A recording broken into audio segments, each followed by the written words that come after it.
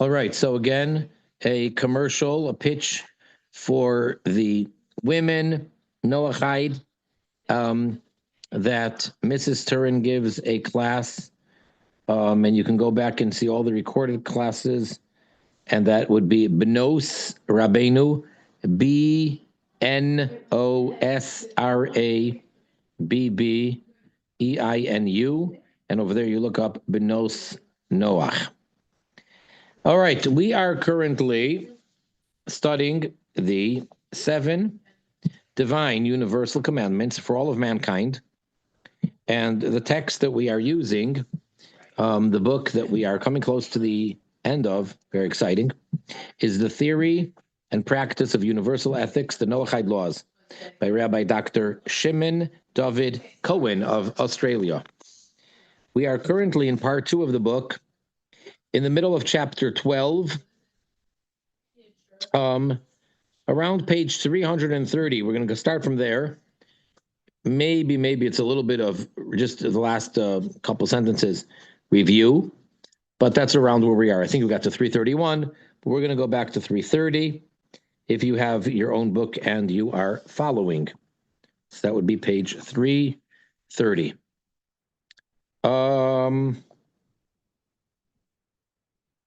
Okay, in the middle of the page, theft of tangible and intangible property. So again, page 330, middle of the page. Theft does not apply only to tangible objects, but also to intangible objects of value. The latter includes intellectual property, such as unauthorized duplication of copyright material or use of a patent which has value, of which the owner is deprived when the rights are violated. Now, obviously, when you get into practical application, there's lots and lots of details.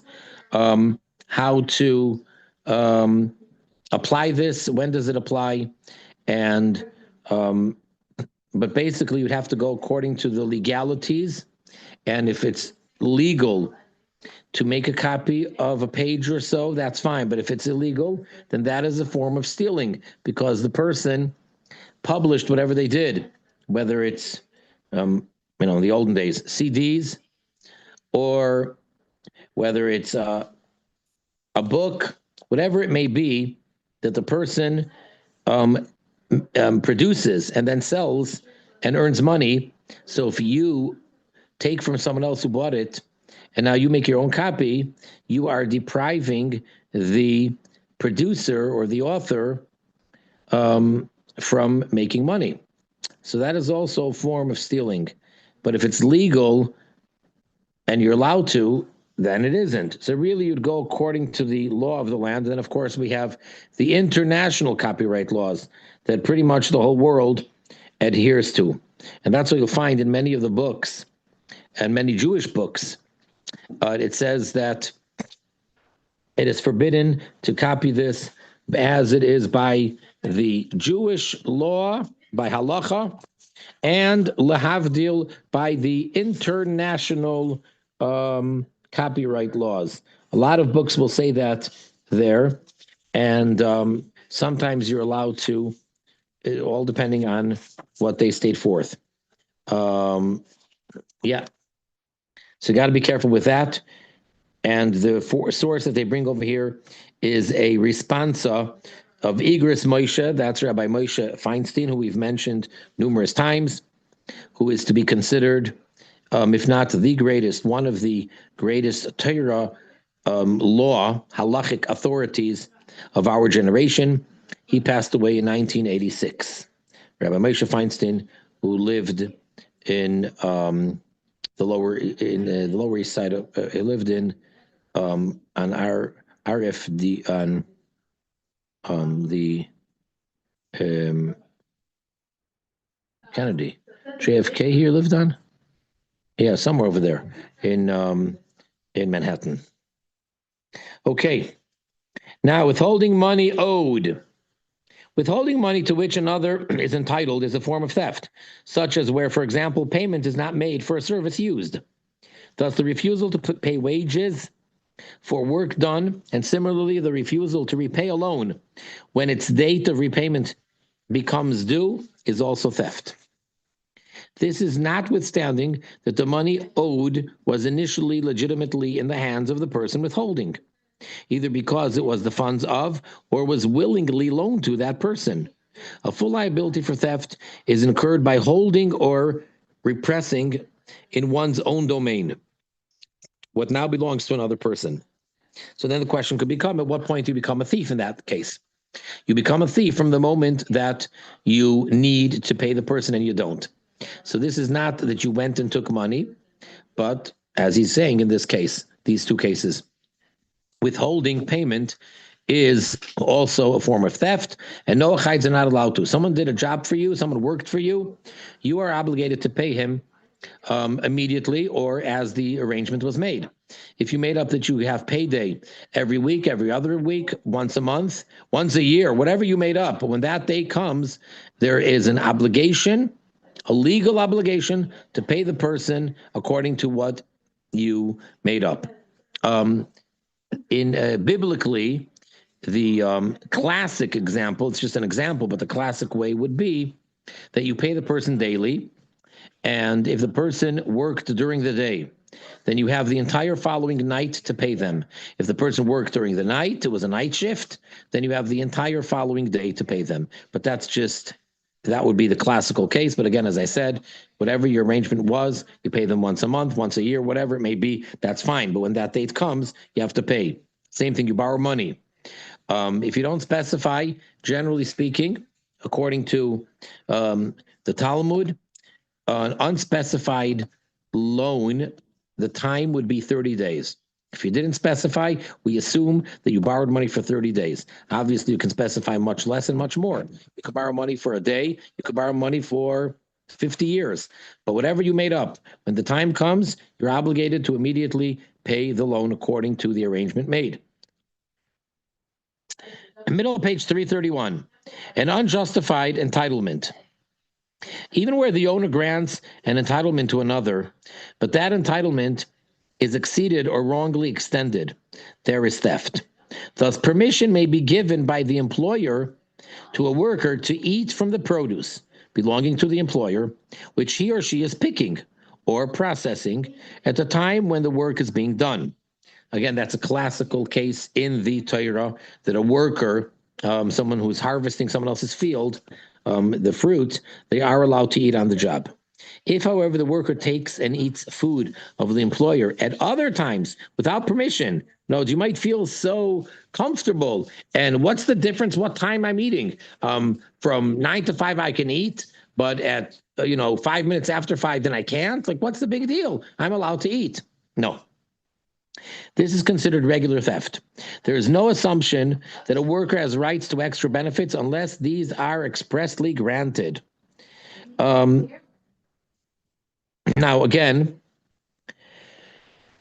these laws and the details, for certain people, they're easier to relate to and easier to keep. It really, if your nature is to be very, not to offend anyone, but very square, or very black and white. If that's your nature, then you could perhaps relate to these things much easier. But if your nature is to be more of not so rigid, but kind of relaxed and easygoing and a gray as opposed to black and white, then it's a little bit more difficult, but it applies to everybody equally.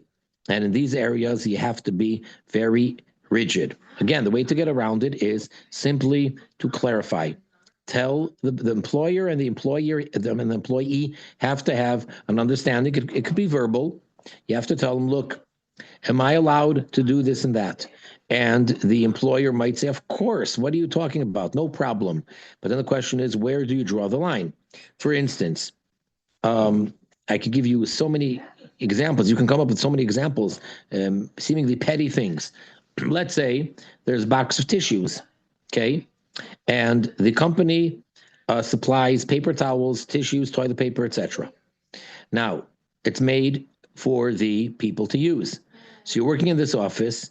Now, even if you have a cold, you're allowed to use the tissues more than on the average because you have a runny nose, and therefore you're able to use lots of tissues. Can you take one box of tissues with you to your house? So what's the difference? I would have used up a whole box in the, in the office, and now I'm going home. So I will just take a box home with me. What's the difference? No, that's stealing. In the office, to use it, that's fine. Now, the question is, how careful does one have to be? Can I take one tissue for later? One tissue. If you want to be technical, no. Now, what about saying, well, the guy's not going to mind. It's ridiculous. If I even ask him, he's going to think something's wrong. I'm off my rocker. What am I doing? You need to specify. And again, you can ask him in advance. Same thing would apply with anything, any of the utensils, pencils, whatever it may be. Very simple, insignificant things. But again, if it's understood that you're allowed to, then you're allowed to. If it's not explicit, then the assumption is you may not. Let's see 55. Rambam, Maimonides, in the Laws of Kings, chapter 9. And then in the books Sheva Mitzvahs Hashem from Rabbi Weiner, over there he concludes that the view of the Rambam is that the employer is not required to allow the worker to eat from the produce while he's picking it's being picked or processed. Okay, see, however, the discussion of the Minchas Chinuch. In other words, the employer doesn't have to give him those rights. He's allowed to tell him that, no, I don't let you eat on the job. You are working in my field. You're picking apples. You may not take a single apple. Don't take one bite out of an apple unless you pay for it, unless you get my permission, whatever it may be. Because otherwise we say that while you're working, you are allowed to eat as much as you want while you're working. You can't take home any for your family, and you can't take for yourself for later, but you are allowed to eat on the job. But again, according to this understanding of the Rambam, one would not be obligated, the employer would not be obligated to allow him to do so. So this gets very, very almost like nitpicking, but this is the way it is. You work in a factory that's manufacturing toothpicks. So can you just take a toothpick with you, for later, pocket a toothpick to take it home with you? Apparently not. Okay, next, giving under compulsion. Okay, you're forcing someone in one way or another, as we're going to see. Not only when one takes from a person, but also when a person is forced through physical or other intimidation to give over goods or property. This is regular theft, even though it was not at gunpoint necessarily, but any way of coercion. Even if, though, coercer leaves monetary payment of the goods, it is prohibited, though this does not carry the same full liability for theft as where no money is left. So if you come into an individual and you say, oh, wow, that item of yours, I really want it. And the guy says, it's not for sale. And you say, no, but I really want it. It's not for sale. So you're not allowed to even pay him many times more than it's worth, because you can't covet, as we're going to discuss later, someone else's property.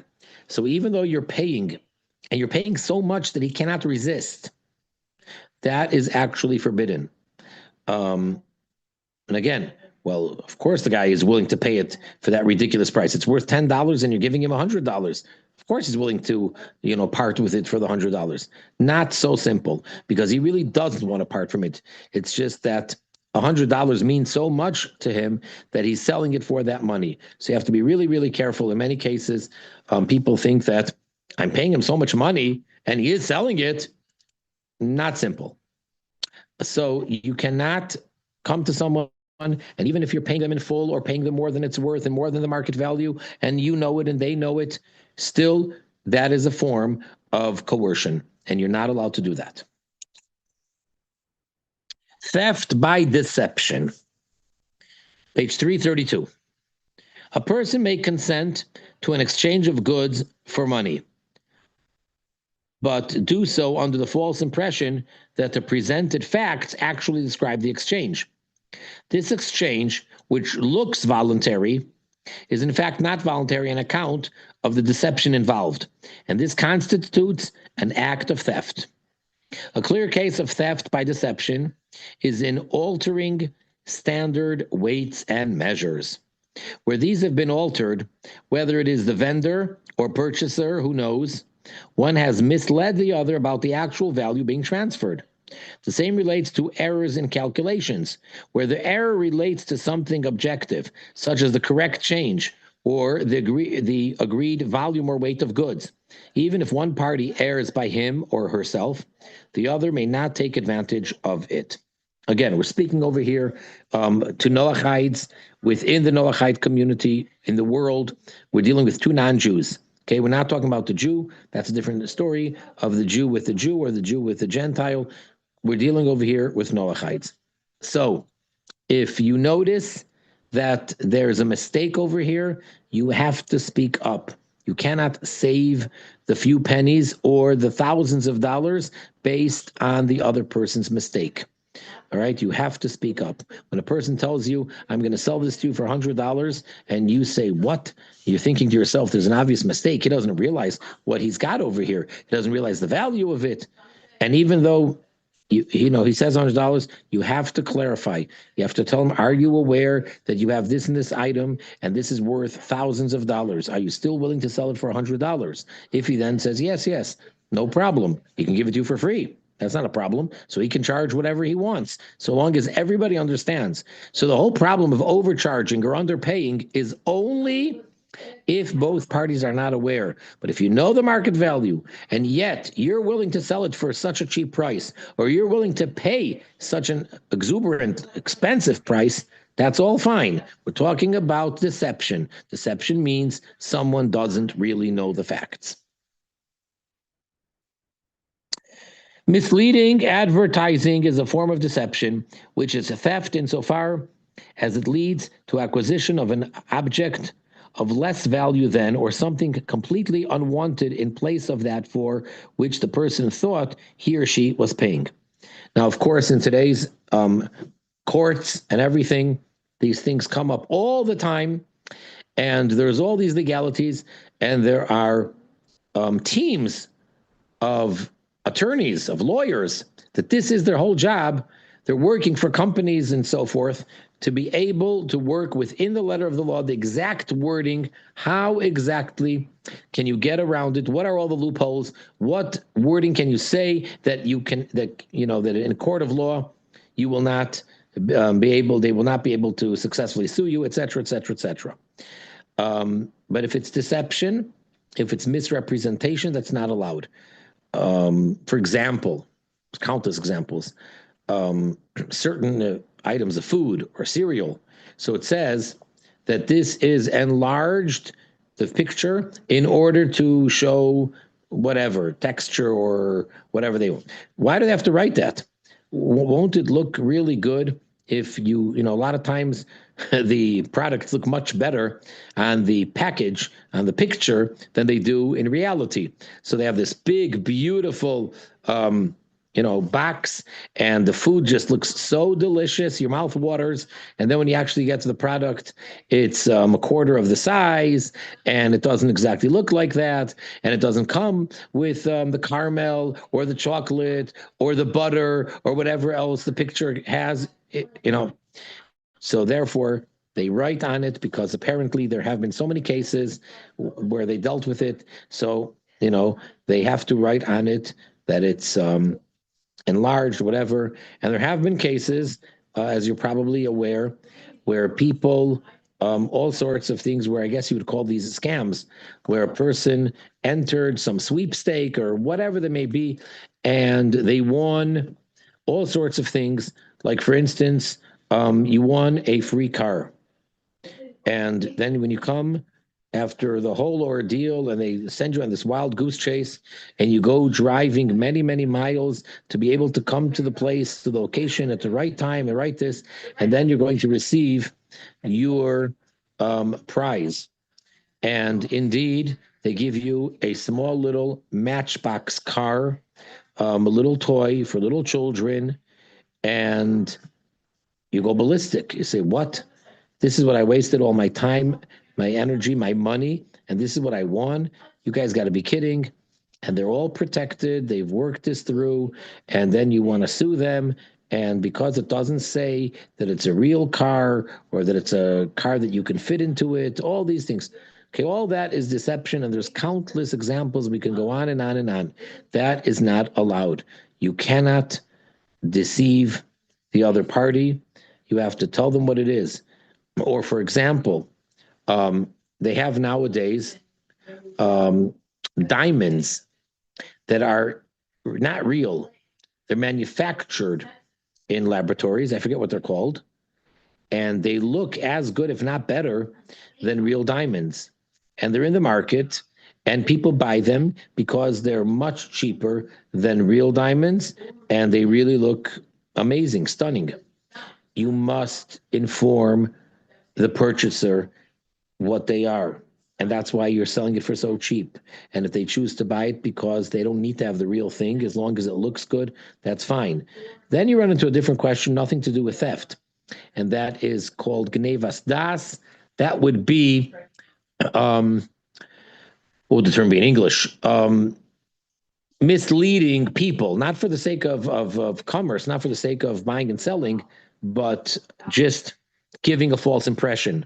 So when you're wearing something which is fake and it looks really real, it looks really good, so then you're causing people to think that it's one thing and it really isn't. That's a different discussion. That's not really theft.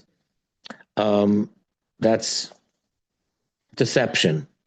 But otherwise, there's nothing wrong with buying fake jewelry, so long as everybody who's involved in the transaction knows exactly what it is. You have something which is, gold plated, gold covered. It's not really gold, it's just the color, and it looks real. You have to know that it's not real. You have to tell them. Misleading advertising. Okay, did we do that one? Yeah.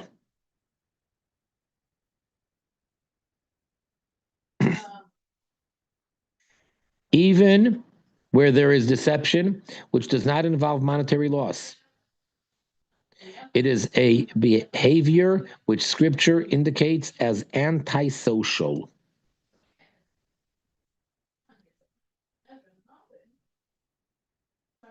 And this is something which the nations of the world accept upon themselves. As you see in footnote 60, it's referring again back to the talk in Likutei Sichos from the Rebbe Melech HaMashiach with regards to the whole discussion there, how Yaakov, Jacob, was allowed to marry two sisters when that's not allowed for where that's not allowed for a Jew to marry two sisters when they're both still living. Even if he divorces one, he cannot marry her sister as long as the other one is still alive. And yet he married Rachel and Leah, and they were sisters. So how was he allowed to do that? And the conclusion in that talk is that the forefathers, Abraham, Jacob, Isaac, kept all of the commandments that were not yet were going to be given at Sinai through prophetic knowledge.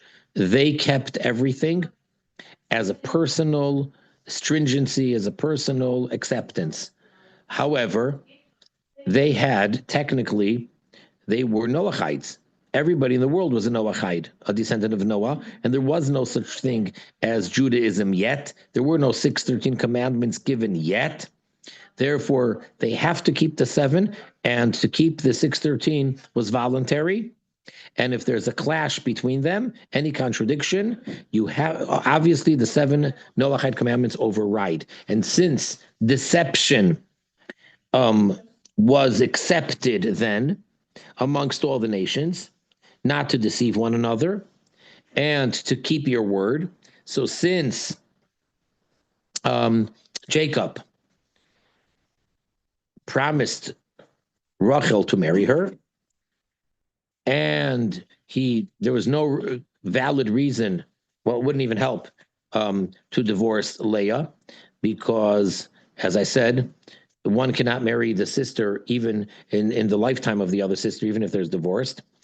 So to keep his word he was obligated to as part of the acceptance then of the 7 Noachide commandments, whereas not marrying two sisters is only Jewish law for the Jews. So same thing over here, we're saying that it was accepted, such behavior of no deception was accepted by mankind. So therefore, it sort of falls into the general extension of the 7 Noachide commandments. To lead on a salesperson to think that one is interested in making a purchase technically may not be theft, but it is a reprehensible behavior, unless one makes it clear that one is simply browsing or gathering information. And again, with today, this question becomes much more complicated in a sense, because everything is on the internet and looking at things, ordering things. People order, they send back, and it's a whole different world. But let's go back to the good old days when things were very simple and we didn't have the conveniences that we have now. We had simplicity, not convenience. And you go into a store and you want to price things around, or you are, for a different reason, interested in knowing the price with no intention of buying. You must make it clear when you walk in there to the salesperson, to the owner, or whoever it is over there, I am not intending on buying this product. I just need to know the price for some project that I'm doing or some article that I'm writing, whatever it may be. So I need to know the price. Otherwise, it is deception, because when you walk into a store and you look around, the assumption is you are looking to buy. You may not buy, but the assumption is you're looking to buy, and if you find what you want and it's the right price that you're willing to pay, you will buy. So therefore, walking in and just browsing, or as many people, and especially women, I guess, without offending anybody, they like to go window shopping, which is a very inexpensive activity. And you just go around, go to the stores, go to the mall, and just look around and enjoy the sight of all the different things that you could have bought had you been much wealthier than you already are, or whatever. Fine. Going around, looking around. But once you walk into the store and you start browsing, and surely to trying on an outfit or jewelry, you're coming into the store, you say, let me try this on. What's my size? Here's my size. Let's give a simple example. There's a store that is quite a distance from where you are, but you want to buy it there because they have better quality, better prices, whatever your reasons are. But you need to know your precise size, or you want to order it, but you need to know your size. How am I going to figure out my size? So you go to a store with zero intention to buy it because you're going to buy it online. So you have no intention of buying it from this store. And you say, let me try these on. I'm not sure what size I am. So you take with you a few different sizes and you try them on in the store. You go to the dressing room. You try on the outfit. And now you know your precise size. And now you go and order it online. That's deception. They think that you might buy this item from them when you find the right size and if the price is right. That's not your intention. So yeah, you could come in there and say, I am not going to buy this here. I'm buying it online. I just don't know my size. Would you be kind enough to let me try it on? And they may say, no, we have a policy. And in many cases, hopefully, they will say, yeah, sure, just be careful. But you have to tell them. All right. Top of page 333. Punishment and restitution of theft. Does regular theft, which incurs punishment, also require restitution? Well, there is a dispute whether, according to the first view of the Noachide law of theft, there is an obligation to return the stolen item, or if that is not possible, like you used it up already, you ate it if it's food, to repay its value. There is also some doubt whether, according to the second view of the Noachide law of theft, there is a duty of restoration of the item or restoration of its value if the original item cannot be restored. There is an argument to require the return of the item according to all opinions. Based on the reasoning that the continued retention of the stolen item is in effect a continuously renewed, extended act of theft of the item from its owner. So that's sort of like a philosophical law where every moment you are continuously stealing. As long as the stolen item is in one's possession, they are not just transgressors the moment that they transferred it from the owner to their property, but every moment that they have it and not returning it, they are actually stealing. This argument can be combined with those interpretations of both the first and second views of Noachite theft requiring restitution. To come to a concluding ruling that notwithstanding any punishment received by the thief, he or she is still obligated to restore the stolen item, or, if that is not possible, to pay its value to the victim. So that's the bottom line.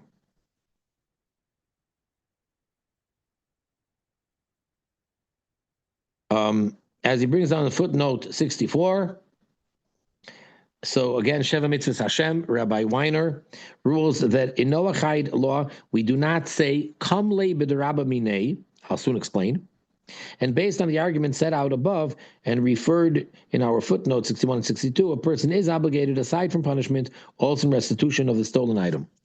Kam le b'derabba minei is Aramaic. It's Talmud terminology. And it means that a person receives, or he's in the state of the larger, the harsher than the other, meaning practically. If a person does an act, which is a capital offense, they do not make financial restitution because they need to be put to death for it. Even if they end up not getting put to death for it, they don't get the capital punishment. But if it's a capital offense, automatically they don't have to pay. We don't say that rule by Noachites, even though stealing is one of the seven, and therefore it is a capital offense, they still have to pay back. Now, for a Jew, stealing is not a capital offense, unless it's kidnapping, stealing a person with all of the requirements in order for it to actually be a capital offense. Otherwise, stealing property is not a capital offense, therefore this whole discussion wouldn't apply by stealing. Where unless one stole, and in doing so, simultaneously, the act of stealing, they desecrated the Shabbos. So if a Jew took something in such a manner that he transgressed stealing, and by doing so, that moment, that act of moving it out of the owner's possession into one's own was a desecration of the Shabbos, then that would be an example of a capital offense, and therefore the person would not be obligated to pay back because it is a capital offense, the desecration of Shabbos. That's a unique case. For Noachites, stealing is a capital offense. So therefore, if we would apply this rule, then they wouldn't have to pay back because it's a capital offense. But we don't say that, and therefore, even though it's a capital offense, they still have to make restitution, and they have to reimburse the person who they stole from.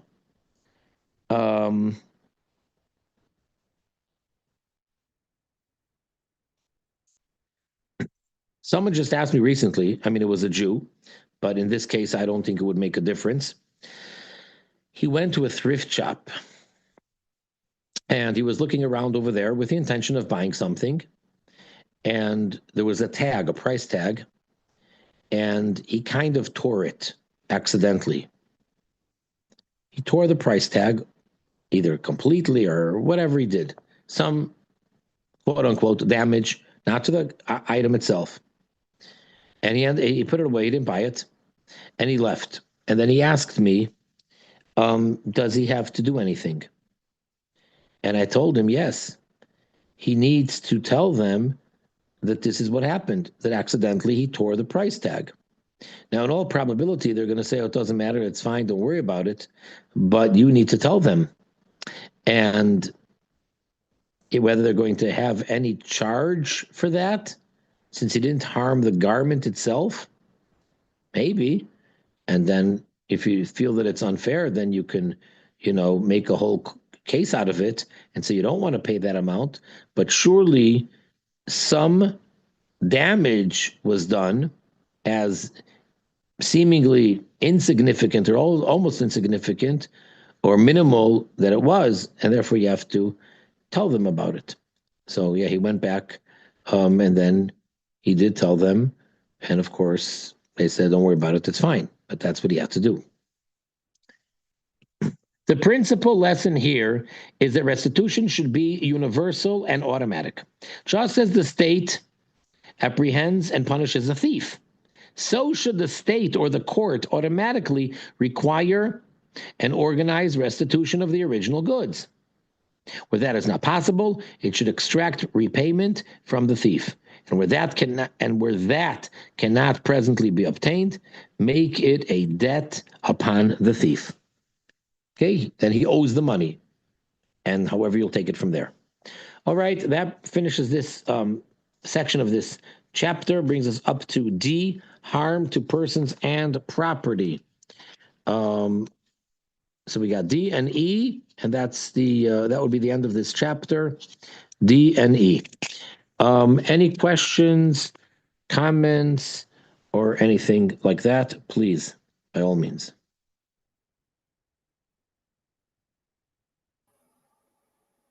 Concerning the Nick, go ahead. I was going to ask you to clarify the making offers for things that might not be for sale. Well,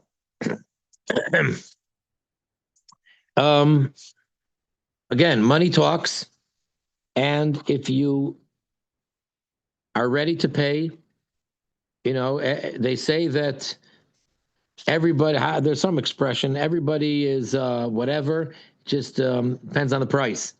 Everyone's ready to, sell out anything and everything, which I sure hope that's not true. It just depends on the price. So being that you're not allowed to covet, you cannot want someone else's anything. One of the 10 commandments, that you cannot desire other people's property. So the question is, how does that apply to Noachides? But if something is not for sale, you're allowed to come and make an offer. You see a house and it's not on the market, there's no for sale sign. You're allowed to come to the person and tell them, I would like to buy this house. And if the person says, I'm not ready to sell it, and you could tell them, well, I'm ready to pay a lot of money. If he still says, I do not want to sell, you have to stop at that point. You can't say the market value of your house is $500,000. I'm ready to pay you triple, 4 times that amount. Can't do that. It seems like why not? The guy could go buy bigger and better houses of the same, build himself a house with that money. That's irrelevant. You're coercing a person to sell an item that they don't really want to sell. Thank you. I mean, again, it's sometimes it's difficult to even understand it. Like, why not? And again, because the person doesn't really want to part from it. I mean, think of it in terms of something extremely sentimental. If someone inherited something or something is very sentimental to a person and they really don't want to part from it for any amount of money, they really don't.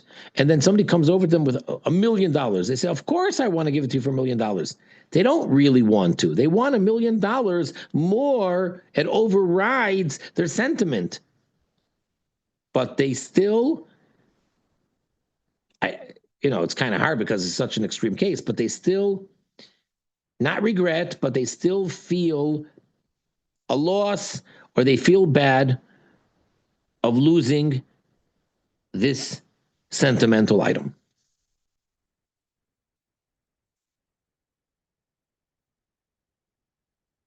What were you going to say, Bob?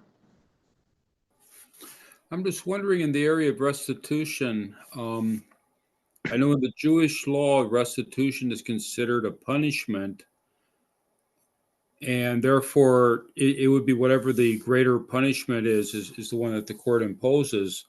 With the Noahide law, theft is a capital crime, therefore restitution would be a lesser. But I'm wondering, maybe is restitution in Noahide law considered a punishment, or is it considered a civil item? Like if somebody if somebody borrows a lawnmower and he breaks the lawnmower, he has to pay for the lawnmower. That's more of a civil law issue. Could it be that the restitution in Noahide law is actually a civil issue, and therefore it's separate from the criminal issue? Even in Jewish law, restitution is not necessarily a punishment. That's only the part that the person at times needs to pay beyond the value, in addition to the principal.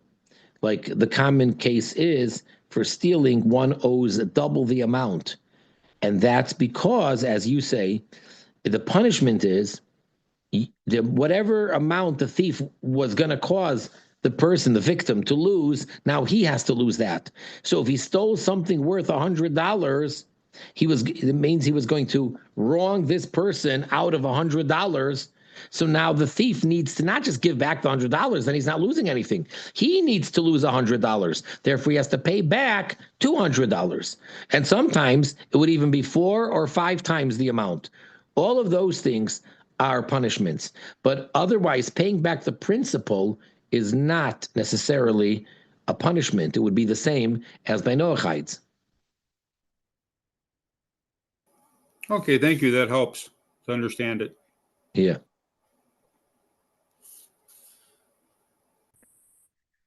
So if there's no other questions, I will continue. Page 334, middle of the page, D. Harm to persons and property. Wrongs to others and their property. Theft. Taking property or money from the possession or entitlement of its owners without their consent is subject to punishment and restitution. We come now to a variety of forms of harm, see out below, which do not wrest an object from its owner's possession, but nevertheless damage person or property. According to the first opinion, which, as noted, is baseline Noahide law, these wrongs to person and property are not an extension of the law of theft and are not liable to the punishment for theft. They are wrongs which society must seek to prevent and or rectify. Society may make its own rules in this regard toward this end, because it's not part of the Noahide theft prohibition. According to the second opinion, these are classified with theft. As mentioned earlier, according to this view, they generally also have the same form as in Jewish law. And this is all fall under the category of dinim, the seventh commandment of having civil law in place. The fact that the basic ruling is in accordance with the first opinion does not mean that this area of law, torts or civil law, is irrelevant to the first opinion. To the contrary, this area, indicated by scripture and its commentary as rational laws of civil society, cannot be disregarded or negated. Also, according to the first opinion, rather, society must implement these concepts, though it may do so in its own way. You don't have to follow the strict Torah law the way it applies for Jews. In the following, we set out these basic concepts of prohibited harm to person and property, but not their detail in Jewish law, which is relevant only to the second opinion. So we're going to go here, as we're going the whole time, with this baseline approach, that it's not identical to Jewish law, and they do not have to adopt, they don't have to adhere to what the Jewish code of law says based on the Talmud, based on the verses primarily in the book of Exodus, in the Parsha of Mishpatim, chapters 21, 22, and on. but rather, in general, society, the laws have to be made, and each country and each time and each place can decide how and what to make the laws. So now we're going to give sort of basic concepts. Harm to the body. Tradition indicates as rational a prohibition on harming the property of one's fellow. How much more so then is it prohibited to harm the body of another person? According to the first opinion, society can make its own rules to prohibit and or compensate damages. The second opinion models the categories of harm to the person, quantifiable physical damage to the body, plus medical costs, compensation for pain, unemployment and shame or embarrassment. So those are the 5 payments that a Jew would have to pay, and those set out in Jewish law. So there's up to 5 payments. It could be less. It could be, any one, 2, 3, 4, or 5. And they are, as we just listed, they're called nezek, damages, tsar, pain, ripui, the doctor bill, medical bills, sheves, loss of work, so the money that the person would have been making had they been able to work, and boishes, shame or embarrassment. So again, we're saying now for Noachites, they don't have to follow, according to that opinion, these 5. They don't have to pay for all those things. We have already spoken of rape in the dimension of the theft of a person. Rape is theft when there is an abduction, as defined above in theft of the body, of the victim by the rapist. Otherwise, and in addition to this, it is in the category of damages to the body. And since a girl under the age of maturity does not have a girl under the age of majority, meaning she's a minor, not a major, does not have the maturity to consent responsibly. So the fact that she consented is irrelevant, or to accept marriage before she comes to this age. Seduction of a girl under this age is tantamount to rape. According to the second opinion, a rapist, in addition to being punished, is liable to pay compensation, aside from that, for any physical injury, an account of pain and shame. According to the baseline first opinion, society decides what, if any, forms of compensation or penalty it imposes, aside from the punishment for abduction, theft, where this applies. See, for the Jew, so the rapist has to pay money, and that is a punishment. So again, how and whether that would apply to a Noachide, according to the opinion that we're going by, does depend on the law at the time. They may not obligate any payment, because in the Torah it's a very specific amount that the person would have to pay. Harm to property. There is a prohibition of and compensation due for harming directly and visibly another person's property, as noted above. So also there are forms of intangible harm, such as breach of privacy. In, for example, building a house which enables one to see into another's living space, to which the other objects. Okay, and again, that's a classical case in the Talmud, and then from there all the way down into the Code of Law. So let's say a person has a house. Now, their house is built in such a way, in such a situation where nobody can really directly see into their house. I mean, of course, there can always be peeping Toms with binoculars or whatever, but we're saying that it's not in any close proximity to a neighbor. Now, when someone comes along and wants to build a house right next to it, and the first homeowner can actually object to having the windows facing each other. Say you're building a house, that's fine, that's your right, but you cannot put your windows in a way that they're facing my house, because then I'm obligated that if I don't want you to see me, I have to close my shades or my blinds, and I don't want that. I want to get the sunlight, or I want the air, whatever. So these things are all dealt with in detail. You could have a person has a yard, and they used to have a wall between them, and now one of the neighbors decides, I want to tear down the wall. It's on my property. I don't want the wall anymore. Yeah, but I got accustomed to living in such a way where there's a wall that separates between our properties. And now if you tear down the wall, I lose my privacy. So all of that plays into effect as well. Causation of harm. Damage done to a person and property to be liable to compensation does not have to be direct. It is enough that they were caused.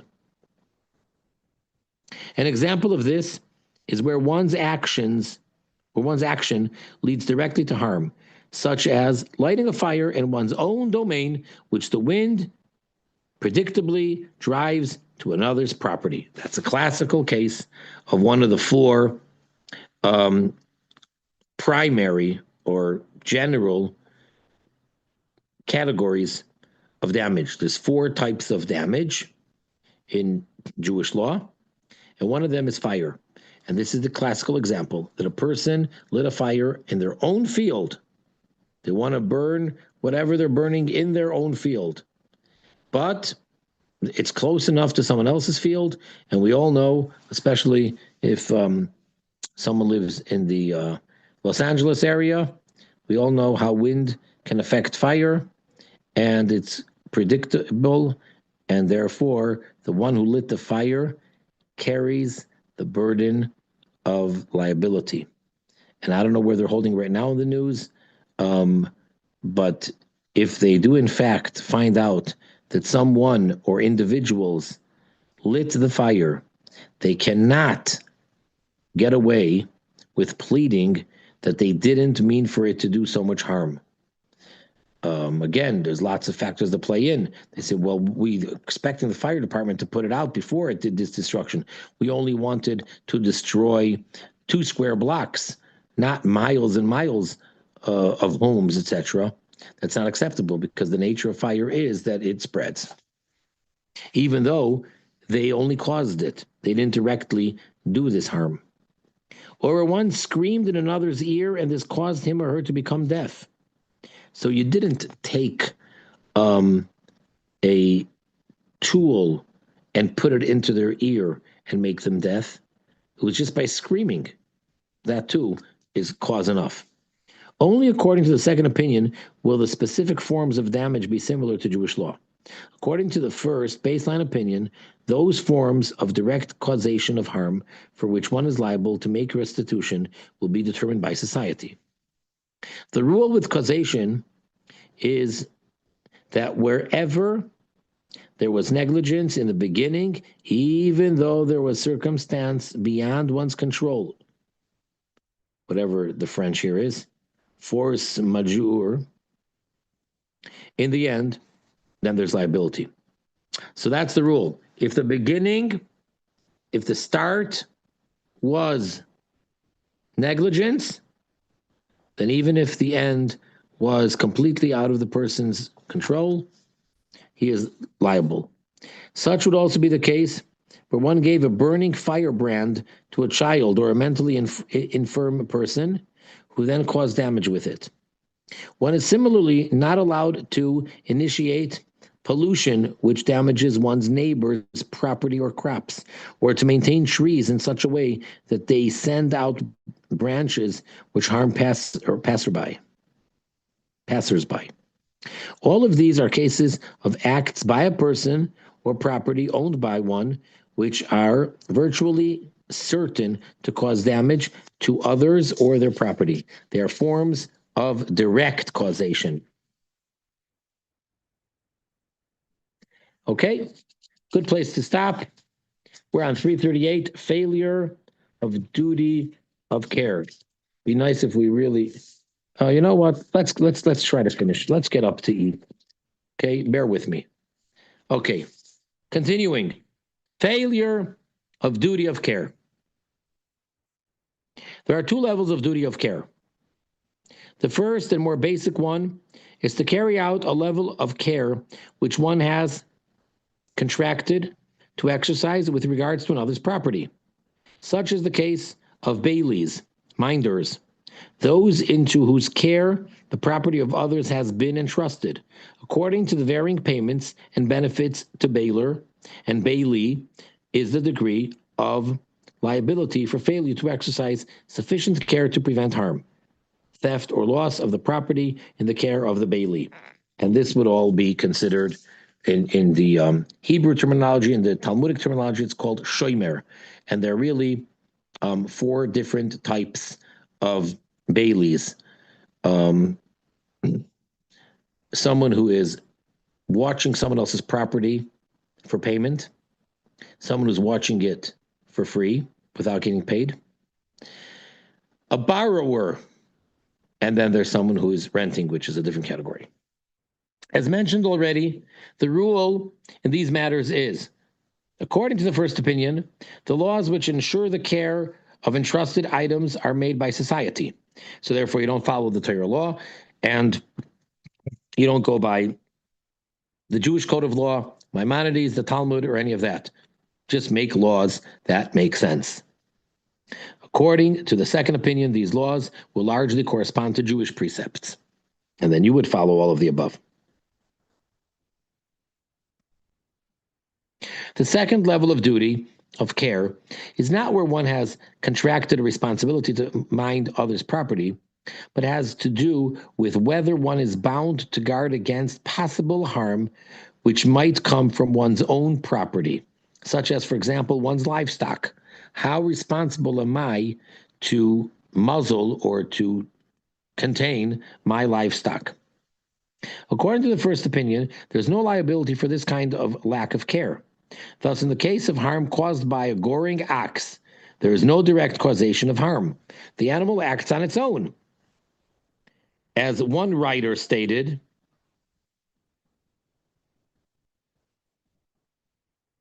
according to this view, this notion that one should guard one's animal that it not harm another is a novelty. For according to ordinary understanding, it should be incumbent upon the harmed party to watch out for the harm.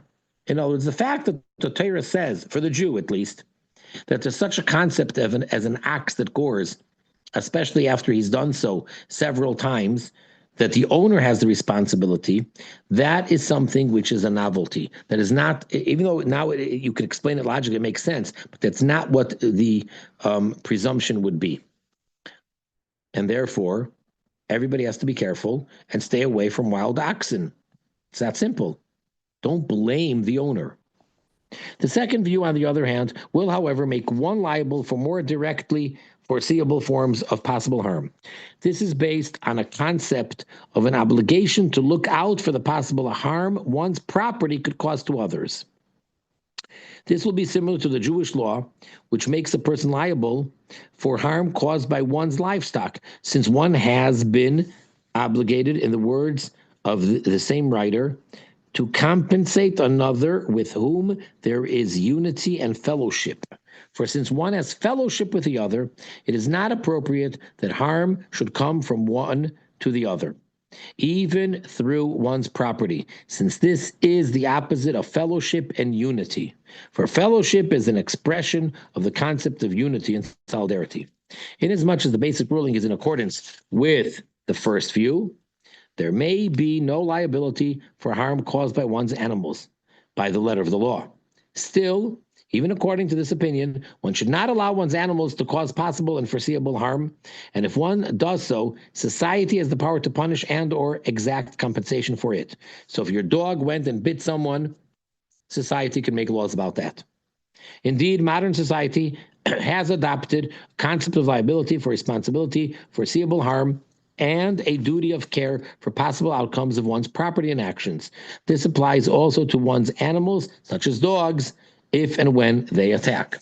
So that's what we do see, that you are responsible.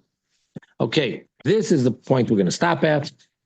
Page 340, E, regard for others and their property. All right. We're really getting close to the end of the book, as we mentioned. Any ideas, suggestions, what we should do next?